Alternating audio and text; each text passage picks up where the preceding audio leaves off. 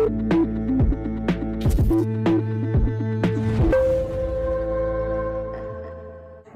आपका बहुत बहुत स्वागत है लाइव भारत टाइम्स न्यूज में। मैं हूं आपके साथ सोनाली। चलिए रुक करते हैं आज की खबर की ओर।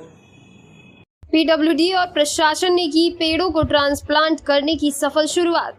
बीते कई दिनों से हल्द्वानी में पीडब्ल्यूडी के द्वारा 13 चौराहों में रोड चौड़ीकरण करने के दौरान बड़ी संख्या में चौड़ीकरण की जद में आ रहे बड़े और सालों पुराने पेड़ों को काटने के कारण पर्यावरण प्रेमी और स्थानीय जनता की नाराजगी झेल रहे पीडब्ल्यूडी के अधिकारी और प्रशासन की कोशिश के बाद 40 चिन्हित बड़े और पुराने पाखड़ और नीम के पेड़ों को रिलोकेट की प्रक्रिया शुरू की गई है। और हल्द्वानी की जनता के लिए खुशी की बात यह है कि प्रशासन और पीडब्ल्यूडी की ये कोशिश सफल हुई है, जिसमें हल्द्वानी से कुछ दूर हल्दू चौड़ में बन रही गौशाला की जमीन में बीते दिनों हल्द्वानी के काठगोदाम के नरीमन चौराहे के समीप तेज आंधी के चलते टूटकर निर्जीव हो चुका सालों पुराना जिस पेड़ को पीडब्ल्यूडी और प्रशासन के प्रयास से ट्रांसप्लांट किया गया था, वो निर्जीव पेड़ फिर से पुनर्जीवित हो चुका है, जिसमें हरी पत्तियां भी निकलना शुरू हो गई हैं, जिसको लेकर प्रशासन और पीडब्ल्यूडी की पेड़ों के पुनर्जीवित होने की उम्मीद और भी पक्की हुई है।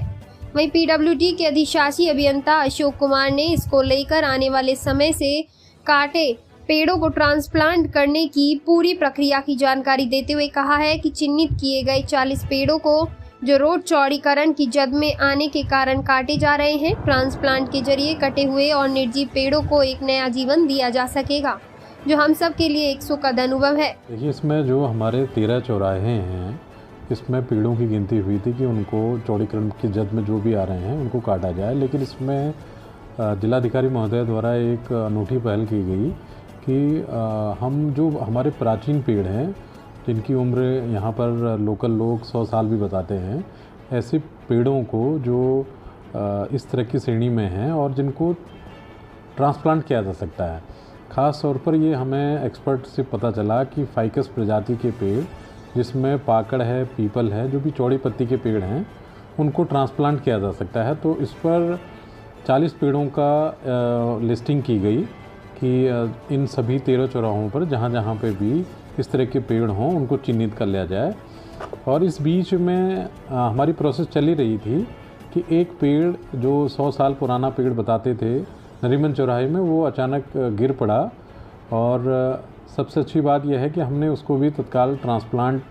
के लिए हल्दू चौड़ जो गौशाला में लैंड थी वहाँ पर उसको स्थापित कर दिया है। और खुशखबरी यह है कि वो इस समय जीवित है और उसमें पत्तियाँ, उसमें ब्रांचेस निकल आई हैं। और जो ट्रांसप्लांट की प्रोसेस है वो हमने करीब 15-20 पेड़ों में स्टार्ट कर दी है। इसको विभिन्न स्टेजेस से गुजरना होता है। सबसे पहले इसमें लॉपिंग करते हैं, जो भी ब्रांचेस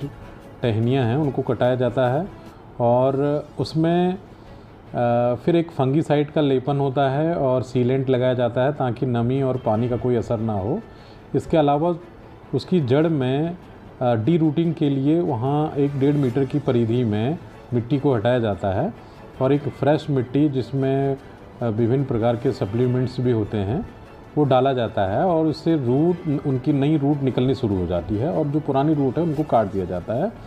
और ये करीब 1.5 से 2 महीने 3 महीने करीब ये प्रोसेस चलती है।